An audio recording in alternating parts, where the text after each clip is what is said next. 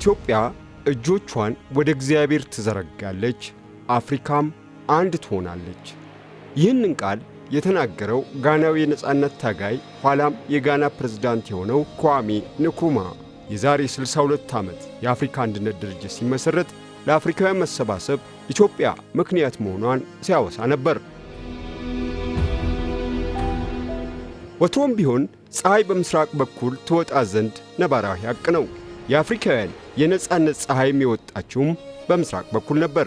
በ1888 ዓ.ም ባህር ተሻግሮ ድንበር ጥሶ ሉዓላዊነትን ገርስሶ ለመጣልና ቅኝ ግዛትን ለማስፋት የመጣን ወራሪን ድል በማድረግ ፈርቀዳጇ ምስራቅ አፍሪካዊቷ ኢትዮጵያ ናት። ያን ዕለት በአፍሪካ ምድር የነጻነት ፀሐይ ጮራዋን ፈነጠቀች። በመላው ዓለም ለሚገኙ ጥቁሮች ሁሉ የነጻነት ቀንዲል በኢትዮጵያውያን ብርቱ ክንድ ማንም ከማይደርስበት ከአድዋ ተራራ አናት ላይ በራች።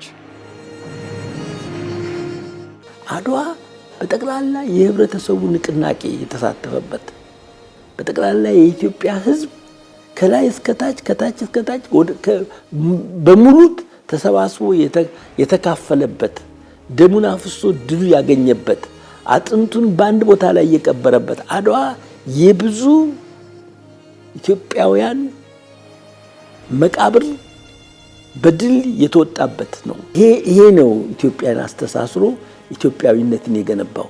ይሄ ነው ኢትዮጵያውያን ባደረጉት ተጋድሎና ሞት አፍሪካን ነፃ ያወጣው። ይሄ ነው ፓን አፍሪካኒዝምን የፈጠረው። ፓን አፍሪካኒዝም ተፈጥሮ ብቻውን አልቀረም። ይህ የአፍሪካ ዩኒየን መሰረቱ የአድዋ ጦርነት የአድዋ ድል ነው። አድዋ ሩቅ ነው፣ ከአድማስ ማዶ ያለ ማንም የማይደርስበት ሰማይ ዳሱ የሆነ እንደ የክትቃ ርቆ የተከተተ። ለዚህ ነው ባለቅኔው አድዋ ሩቋ የዓለም ምሰሶ የአድማስ ጠጓ ሰማይ ጠቀስ ጭጋግ ዳሷ አድዋ እያለ የተቀኘው። ሚስጥሩ ቢረቅበት መንገዱ ቢረዝምበት ጭጋግ ቢበዛበት ያኔ ማንም ጥቁር አይበግረውም የተባለ የነጭ ወራሪን ድል በመንሳት ዓለም ላይ አኩሪ ታሪክን ያስመዘገበችው ኢትዮጵያ ለአፍሪካ ብቻ ሳይሆን ለመላው ጥቁር ሕዝብም ነበር ምሳሌነቷ። በዛች ቀን የታሪክ አቅጣጫ ተቀየረ። በአድዋ ተራሮች ላይ ፈሰሰው ደም ለኢትዮጵያ ብቻ አልነበረም። ያ ድል በአሜሪካ ለሚገኙ ጥቁሮች ነጻነት ይቻላል የሚል ተስፋ ሆነ። በካሪቢያን ደሴቶች ለሚሰቃዩ ጥቁሮችም እኛም ሰው ነን የሚል ኩራትን አጎናጸፈ። Adwa told us in the Caribbean አድዋ ለኛ ለካሪቢያን የሚያስረዳን በአንድነት ከቆምንና ለሀገራዊ ነጻነታችን መሰረት የሆነውን ያንን ታላቅ የፓን አፍሪካን ንቅናቄ ከፈጠርን ምን ማድረግ እንደምንችል ነው። የነ ማርክስ ጋርቬን የጥቁር የነጻነት ትግልን እንድንረዳ አድርጎናል። ራሳችንን ከአይምሮ ባርነት ነፃ ማውጣት እንዳለብን አድዋ ትልቅ መልእክት አስተላልፎልናል።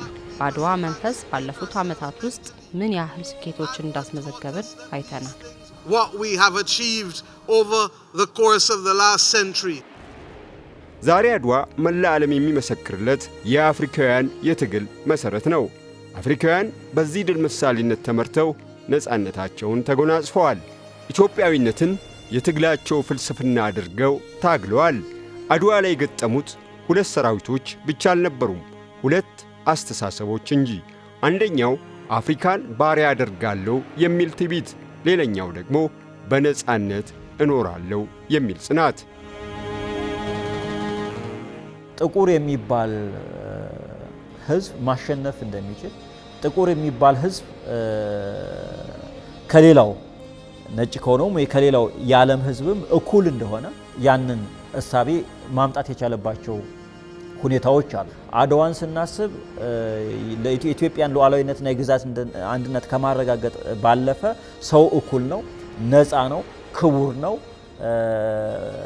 ጥቁሩም ነጩም እኩል ነው የሚል ኢማንሲፔሽን፣ ሌላውን ጥቁር ሕዝብ ኢማንሲፔት የሚያደርግ ለነፃነት ትግል፣ ለሰው ክቡርነት፣ እኩልነት የሚደረግ ትግል መኖር እንዳለበት እንደዚሁ በር የከፈተ ነው ብዬ አስባለሁ። አድዋ ፓን አፍሪካኒዝምን አዋልዷል።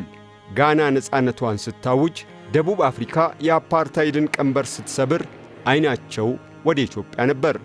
አረንጓዴ፣ ቢጫና ቀይ ቀለማት የአህጉሪቱ የነጻነት አርማ የሆኑት በአጋጣሚ አይደለም፣ አድዋ የአፍሪካውያን ሁሉ የጋራ የልደት ቀን በመሆኑ እንጂ።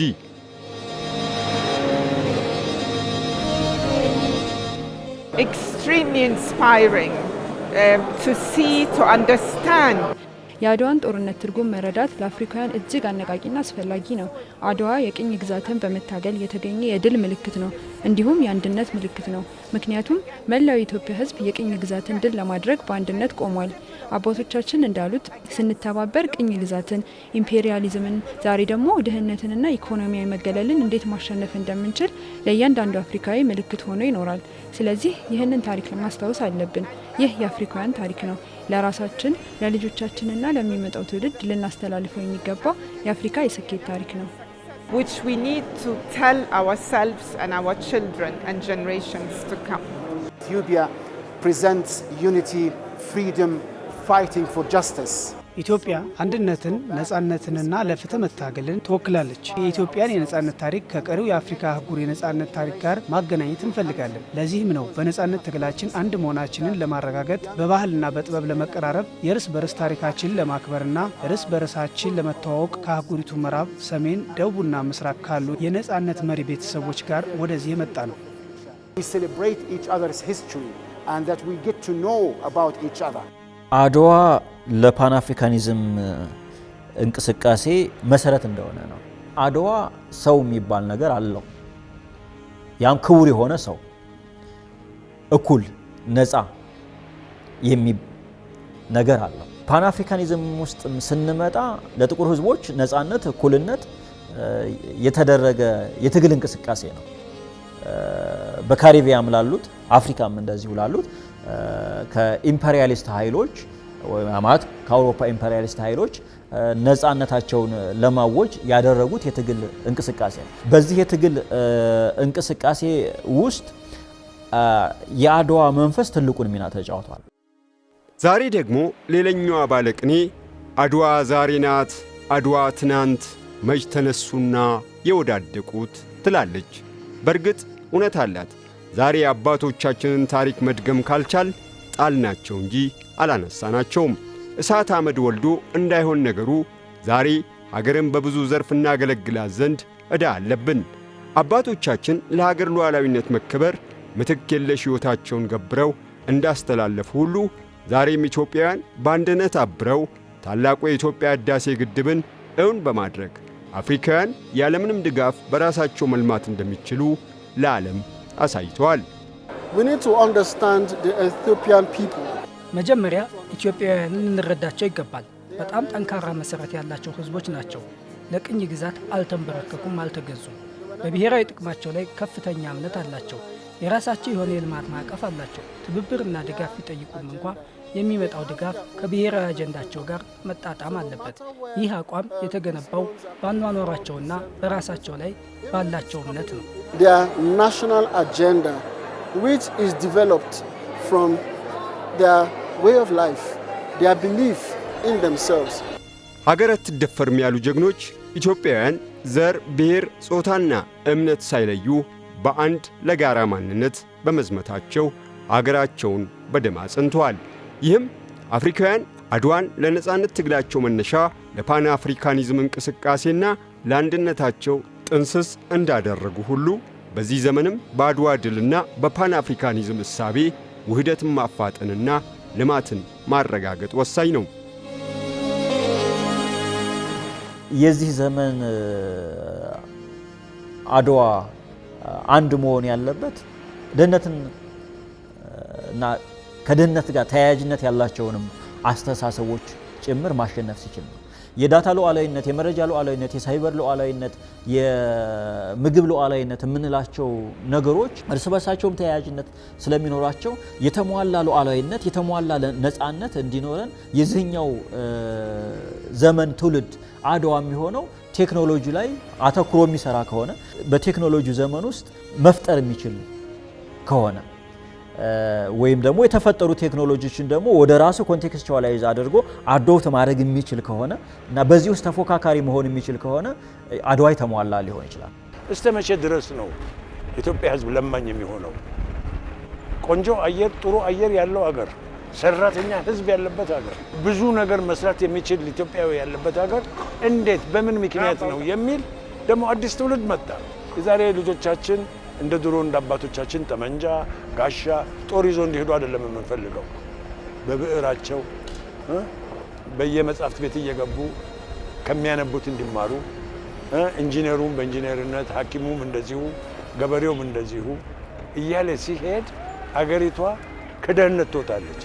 አባቶች ለአገር ሉዓላዊነት መከበር መስዋዕትነት እንደከፈሉ ሁሉ የዛሬው ትውልድ የምግብ ሉዓላዊነትን ለማረጋገጥ ባደረገው ጥረት አፍሪካውያን ልምድ የሚቀስሙበትና የይቻላል መንፈስና ወኔ የሚሰንቁበት ተግባር በማከናወን የስንዴ አብዮትን በኢትዮጵያ ማቀጣጠል ተችሏል።